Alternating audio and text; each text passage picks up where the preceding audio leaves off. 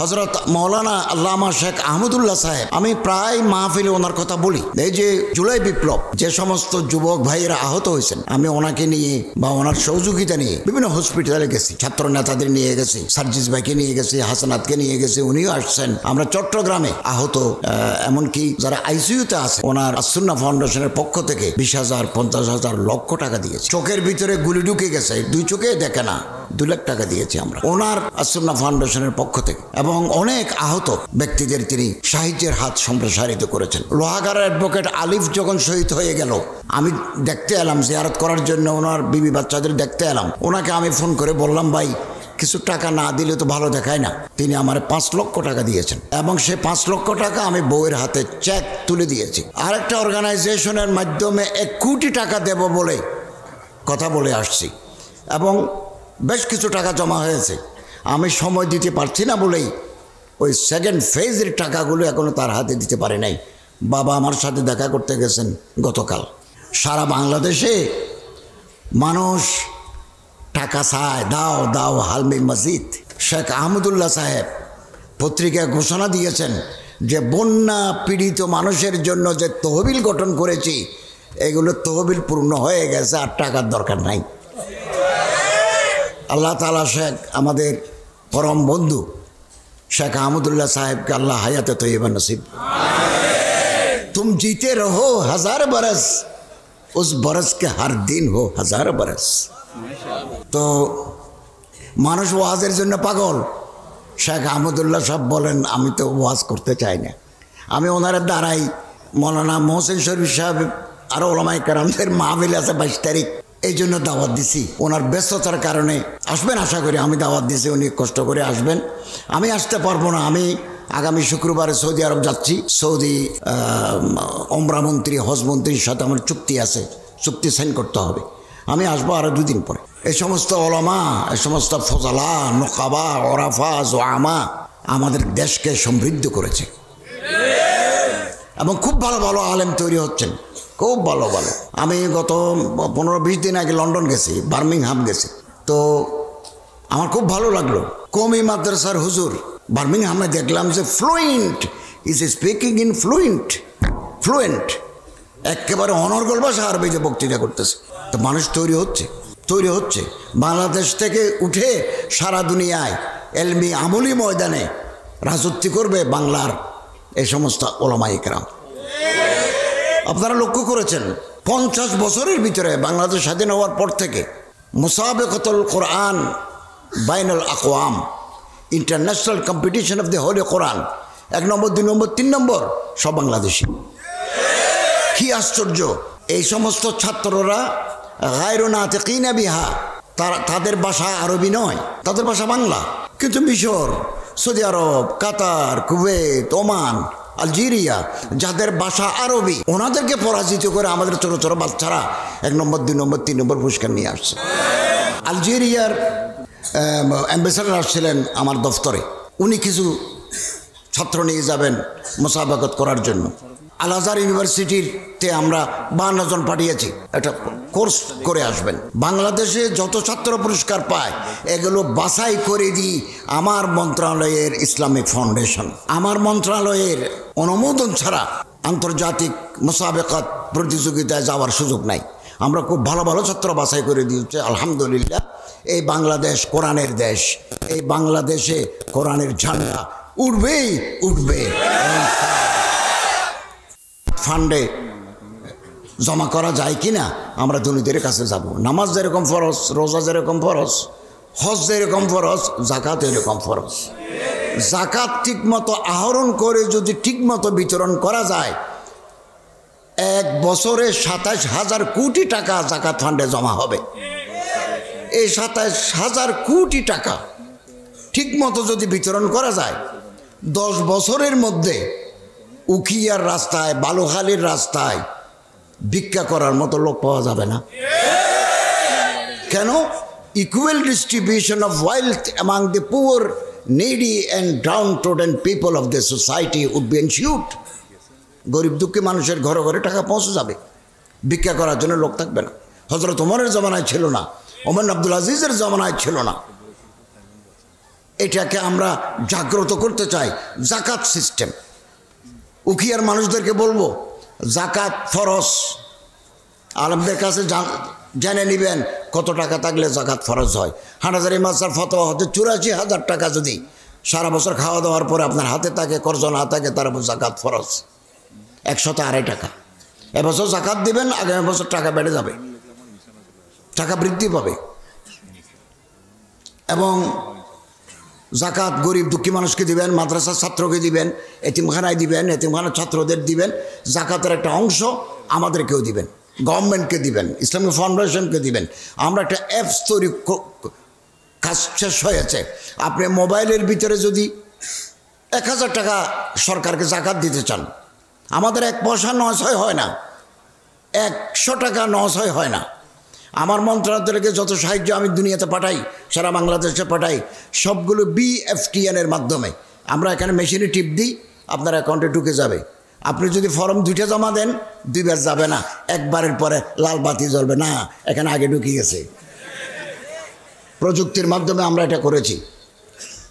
আপনি দিয়েছেন ব্যক্তিগত অ্যাকাউন্ট, নাম দিয়েছেন আল জামিয়াতুল ইসলামী আল আলমিয়া জীবনখালী, আপনি নাম্বার দিয়েছেন ব্যক্তিগত, মেশিনের ভিতরে ঢুকার সাথে সাথে মেশিন বলবে না না না। এটা আমরা আমাদের মন্ত্রণালয়ের EFTN-এর মাধ্যমে দিয়েছি। আমরা একটা অ্যাপস চালু করতে যাচ্ছি, প্রায় কাজ হয়ে গেছে, আমরা ঘোষণা দেব। আপনি আমার মোবাইলে বসে বিকাশে যেমন টাকা নেন, মাল পেমেন্ট করেন, এখানে বসে আপনি ১,০০০ টাকা জাকাত ফান্ডে দিতে পারবেন। এভাবে দিবেন, যাওয়ার পরে ইয়েস মার্ক উঠবে, ইয়েস যে আপনার টাকা পৌঁছেছে। এবং আরও জাকাত ম্যানেজমেন্টের সাথে আজকে কথা হয়েছে। আমরা আমাদের সমাজে জাকাত যে ফরজ, একথা মানুষ ভুলে গেছে। কিছু দে 1 কোটি টাকা জাকাত আসছে, দে 10 লাখ। বিগত 10 বছরে জাকাত দিতে যাই মানুষের ধাক্কা ধাক্কি পায়ের তলায় পড়ি 300 জন মানুষ মারা গেছে। এই সিস্টেম থেকে বের হয়ে আমরা জাকাত ব্যবস্থাকে সুষম, সুন্দর, বৈজ্ঞানিক, যৌক্তিক করতে চাই। 2 নম্বর, ধর্ম মন্ত্রণালয়ের অধীনে ইসলামিক ফাউন্ডেশনের আওতায় আমাদের 8টা বিভাগে ইমাম প্রশিক্ষণ কেন্দ্র আছে। ইমাম প্রশিক্ষণ, ওখানে আকায়েত, তাজভিদ, সুন্দর recitation of the holy Quran with correct pronunciation বা মখরজ কোরআনের তেলাওয়াত আছে, আকীদা আছে, বিভিন্ন জরুরি মাসলা মাসাইল আছে। তারপরে আছে একজন ইমামের বেশি বেতন নাই, উনি যদি একটা ড্রামের ভিতরে শিং মাছের চাষ করতে চান, একটা ড্রাম কত বড়, এত বড় একটা ড্রাম, আপনি শিং মাছের আধুনিক নতুন থাইলে শিং মাছের বাচ্চা ফেললেন, তো পানির ভিতরে অক্সিজেন লাগে, ছোটো একটা মেশিন আছে, এটা প্লাগের সাথে লাগাই দিয়ে ফুট ফুট ফুট ফুট করে উঠবে, ভিতরে অক্সিজেন যাবে। 3 মাস পরে এই 700, 500, 600 করে আপনি মাছ বিক্রি করতে পারবেন। আর্থিক সঙ্গতি আসবে ইমামদের। এই জন্য আমরা আমাদের প্রশিক্ষণ যারা গ্রহণ করেছে ইসলামিক ফাউন্ডেশনের, তাদেরকে আমরা কর্জে হাসানা দিই, বিনা সুদে ঋণ দিই। কোটি কোটি টাকা দিয়েছি, আরও কোটি কোটি টাকা আমাদের আছে। আলহামদুলিল্লাহ, যে সমস্ত ইমাম মুয়াজ্জিনদেরকে আমরা স্বাবলম্বী করার জন্য একটা মুরগির খামার, কিছু চাষাবাদ করার জন্য আমরা যে অল্প করে টাকা দিছি, এগুলো আমাদের ফেরত দিচ্ছেন 100-তে 100। ব্যাংক থেকে টাকা নিলে তো দেশ থেকে পালিয়ে যায়, আমাদের টাকা নিয়ে কোনো ইমাম পালিয়ে যান নাই। কেন?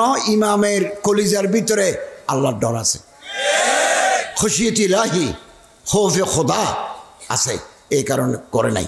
এবং আমরা একসাথে বেশি বাড়াতে পারছি না, গভর্নমেন্টের অর্গানোগ্রাম আছে, আস্তে আস্তে বাড়াবো।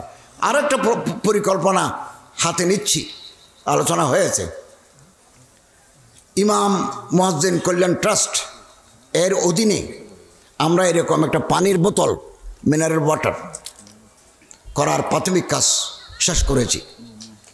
এবং এইরকম বোতল, এটার নাম হচ্ছে প্রাণ ওয়াটার, আমাদেরটা হবে ইমাম ওয়াটার। আমরা নারায়ণগঞ্জে ফতুল্লায় বোরিং করে দেখেছি, পানি ভালো করে উঠে নাই। কিন্তু আমরা গাজীপুরের শ্রীপুরে আবার বোরিং করেছি, খুব ভালো পানি পাওয়া গেছে। ওখানে ইসলামিক ফাউন্ডেশনের জায়গাও আছে। এবং আমি আমার সচিব আমার টিম নিয়ে আমি মেঘনার কিনারে ফ্রেশ কোম্পানির প্লান্টে যাব, তারা কিভাবে পানি মিনারেল ওয়াটার তৈরি করে। আমাদের টাকা আছে, টাকার অভাব নেই। এটা যদি করে দিয়ে যেতে পারি তাহলে ইমাম মুয়াজ্জিনের ফান্ডে ব্যবসার টাকা জমা হয়ে যাবে। এখন যদি আপনাকে 50,000 টাকা দিতে পারি, তখন 1 লক্ষ টাকা 1.5 লক্ষ টাকা দিতে পারবো। আল মুআসসাসা দিয়ানত ফাউন্ডেশন তুরস্ক, ওনাদের চিফ আমার মন্ত্রণালয়ে এসেছিলেন। উনি আমার কাছে প্রস্তাব দিয়েছেন রোহিঙ্গা ইমামদেরকে প্রশিক্ষণ দেওয়া, এবং উখিয়াতে 26টা ক্যাম্প আছে। ইউনো মহোদয়ের সাথে আমার কথা হয়েছে। ওই মুআসসাসা দিয়ানা বলেন, আপনারা রিসোর্স পারসন, আলেম, কৃষি, একেবারে অল্প জায়গার উপরে যদি আপনি বেগুন খেতি করেন, সারা বছরের বেগুন খেতে পারবেন। আমি আমার দোতলা বাসার উপরে, সরকারি বাসার উপরে ফুলকপি, বাঁধাকপি, মরিচ, টমেটো এগুলো লাগিয়েছি। দেখা যাচ্ছে যে প্রতি সপ্তাহে ওখান থেকে বেশ কিছু তরকারি উঠে। এটা তো টপের উপরে। আপনারা যদি ছোটো জায়গায় করেন, জিনিসের দাম বেশি, খুব ভালো উৎপাদন করতে পারবেন। তো এরকম একটা প্রশিক্ষণ হবে। আমি খুব তাড়াতাড়ি ইনশাআল্লাহ দিয়ানাত ফাউন্ডেশনের সাথে আলাপ করে ইউনো সাহেবকে সংযুক্ত করে আমরা এই 26টা ক্যাম্পে যারা ইমামতি করেন তাদের কেরাত সহি করার জন্য, তাদেরকে এই ক্যাম্পে কাজের পাশাপাশি কিছু অতিরিক্ত টাকা জোগাড় করার জন্য কোয়েল পাখির বাসা, কোয়েল পাখির চাষ, এটা থাকবে এই খাঁচার ভিতরে। আপনি খাবার দিবেন, কিছুদিন পর পর ওখান থেকে কোয়েল পাখি বিক্রি করবেন। আপনি ডিমও বিক্রি করতে পারেন, কোয়েল পাখিও বিক্রি করতে পারবেন, আর্থিকভাবে সচ্ছলতা আসবে। এটা আমরা এখানে ইনশাআল্লাহ আজিজ রোহিঙ্গাদের নিয়ে আমরা একটা ইমাম প্রশিক্ষণের ব্যবস্থা করব। 3 নম্বর, আমার বাংলাদেশের ইমাম মুয়াজ্জিন খতিবদের বেতন একেবারে কম। আমি 15 বছর চট্টগ্রামের হালি শহরে খতিবগিরি করেছি। আমাদের ওবায়দুল্লাহ ভাই এখনও আছেন। আমরা তো জানি ইমামদের বেতন নাই। মসজিদে টাকা থাকলেও মসজিদের মোতাল্লি সাহেবানরা ইমাম খতিবকে ভালো বেতন দিতে চান না। মনে করে যে হুজুর সামনে কিছু দিলে তো হয়, কিন্তু হুজুরের তো বউ আছে, হুজুরের তো বাচ্চা আছে, হুজুরের তো অসুখ হয়, এগুলো দিতে চায় না। ইল্লা মাশাআল্লাহ অনেক ভালো ভালো মসজিদ আছে, অনেক ভালো ভালো মসজিদ আছে। ওবায়দুল্লাহ সাহেবকে ওনার হালি শহর মসজিদ একটা বাসা দিছে, খুব ভালো বেতন দেয়। এরকম মাদ্রাসা, এরকম মসজিদও আছে। এমন মসজিদও আছে 40 বছর ইমামতি করার পরে ইমাম সাহেব এখন বুড়ো হয়ে গেছেন, চলে যাবেন, একটা প্রাইভেট কার ওনার হাদিয়া দিয়ে বিদায় দিয়েছেন। 10 লক্ষ টাকা মসজিদের পক্ষ থেকে দিয়ে বিদায় দিয়েছেন। আমি যে মসজিদে এতদিন খুতবা দিয়েছি এবং সরকারের উপদেষ্টা হওয়ার পরে শেষ জুমা পড়িয়েছি এবং বলছি আমি আর আসবো না, এবং আমার মন্ত্রণালয় থেকে আমার এই মসজিদে কিছু টাকা দিয়েছি।